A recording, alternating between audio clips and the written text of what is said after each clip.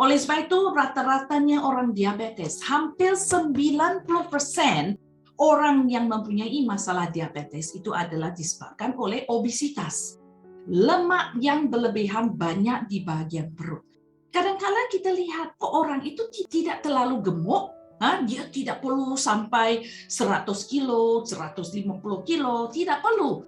Dia itu bisa berlebihan sedikit, tetapi lemak itu berada di bagian lingkaran perutnya, itu sudah bisa meningkatkan peluang dia itu untuk mempunyai diabetes. Dan Bapak dan Ibu tahu tak?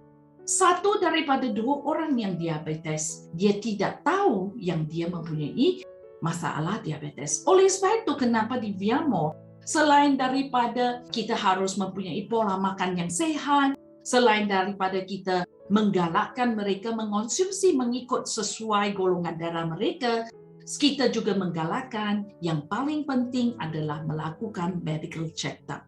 Kerana diabetes itu, kalau Anda sudah mempunyai diabetes untuk 5 tahun, Anda tidak akan mempunyai gejalanya kalau Anda tidak perhatiinya. Kadang-kadang ada sebahagian orang sudah mempunyai diabetes lebih daripada 200 mg per dekaliter. Artinya tubuhnya sudah mempunyai diabetes itu kurang lebih 5 tahun dan ke atas. So, coba bayangkan, 5 tahun dan ke atas itu berapa banyak pembuluh darah dan organ-organ itu sudah bisa jadi terusak. Okay? So, untuk kita tahu mengenai diabetes, kita harus tahu angka-angkanya, nomor-nomornya.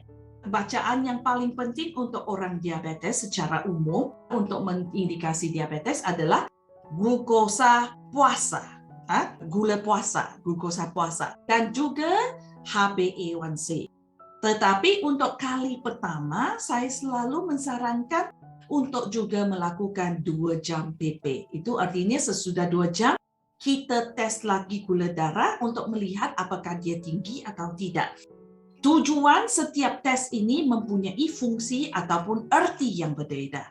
Glukosa fasting itu adalah untuk melihat apakah pankreas Anda bekerja. Terutamanya kalau Anda sudah puasa untuk 10 jam, 12 jam, kalau gula darah Anda masih tinggi, artinya pankreas Anda sudah tidak bisa berfungsi pada tahap yang optimal.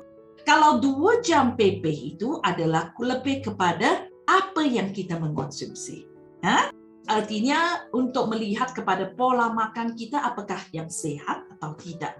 Terutamanya kalau ada sebagian orang itu kalau 2 jam PP sesudah dia tes gula darah dan lepas itu dia pergi makan. Dan lepas itu dia makannya soto ayam. Dia akan lihat, kok gula darah saya bisa mendadaknya menjadi tinggi. Artinya makanan itu tidak cocok. Ataupun sesudah dia tes gula puasa, dia pergi makan, mungkin makanan-makanan yang kadar tepung terigunya yang tinggi ataupun kadar karbohidrat yang tinggi seperti donat ataupun pizza, itu akan menyebabkan kadar gula darah kita juga akan menjadi tinggi. Artinya pilihan makanan itu tidak cocok untuk kita. Okay? HbA1c itu adalah untuk melihat dalam jangka waktu 3 bulan itu rata-ratanya setiap hari apakah lebih banyak hari gula darah kita itu cenderung tinggi ataupun gula darah kita ada di hasil yang normal. Kadang-kadang kita bisa mempunyai gula darah yang tinggi tetapi HbA1c yang normal. Itu artinya kita mungkin untuk beberapa hari itu kita pola makannya agak salah-salah, oleh sebab itu gula darah kita tinggi. Kita juga sudah harus mulai berhati-hati.